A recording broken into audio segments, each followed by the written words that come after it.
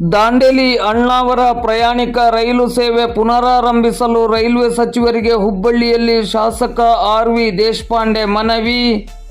ಔದ್ಯೋಗಿಕ ಹಾಗೂ ಕೈಗಾರಿಕಾ ನಗರವಾಗಿರುವ ದಾಂಡೇಲಿ ಪ್ರವಾಸಿ ತಾಣವಾಗಿ ಅಭಿವೃದ್ಧಿ ಹೊಂದುತ್ತಿದೆ.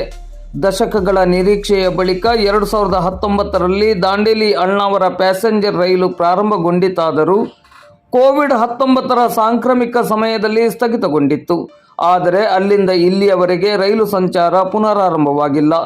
ಆದ್ದರಿಂದ ಅತಿ ಶೀಘ್ರದಲ್ಲಿ ದಾಂಡೇಲಿ ಅಣ್ಣಾವರ ಪ್ರಯಾಣಿಕರ ರೈಲು ಸೇವೆಯನ್ನು ಪುನರಾರಂಭಿಸಲು ಅಗತ್ಯ ಕ್ರಮವನ್ನು ಕೈಗೊಳ್ಳಬೇಕೆಂದು ಶಾಸಕರಾದ ಆರ್.ವಿ. ದೇಶಪಾಂಡೆ ಅವರು ರೈಲ್ವೆ ಖಾತೆ ರಾಜ್ಯ ಸಚಿವರಾದ ವಿ. ಸೋಮಣ್ಣ ಅವರಿಗೆ ಲಿಖಿತ ಮನವಿಯನ್ನು ನೀಡಿದರು. ಅವರು ಇಂದು ಶುಕ್ರವಾರ ಮಧ್ಯಾಹ್ನ 1:30 ಗಂಟೆ ಸುಮಾರಿಗೆ ಹುಬ್ಬಳ್ಳಿಯ ವಿಮಾನ ನಿಲ್ದಾಣದಲ್ಲಿ ರೈಲ್ವೆ ಖಾತೆ ರಾಜ್ಯ ಸಚಿವರಾದ ವಿ. ಸೋಮಣ್ಣ ಅವರನ್ನು ಭೇಟಿಯಾಗಿ ಲಿಖಿತ ಮನವಿಯನ್ನು ನೀಡಿದರು. ದಾಂಡೇಲಿ ಅಣ್ಣಾವರ ರೈಲು ಸಂಚಾರವನ್ನು ಪುನಃ ಪ್ರಾರಂಭಿಸಲು ಅನುಕೂಲವಾಗುವಂತೆ ಖುದ್ದಾಗಿ ರೈಲ್ವೆ ನಿಲ್ದಾಣಕ್ಕೆ ಭೇಟಿ ನೀಡಿ ಸ್ಥಳ ಪರಿಶೀಲನೆ ಮಾಡುವಂತೆ ಸಂಬಂಧಪಟ್ಟ ಅಧಿಕಾರಿಗಳಿಗೆ ಸೂಕ್ತ ನಿರ್ದೇಶನ ನೀಡಲು ವಿ. ಸೋಮಣ್ಣ ಅವರಲ್ಲಿ ಕೋರಿದರು.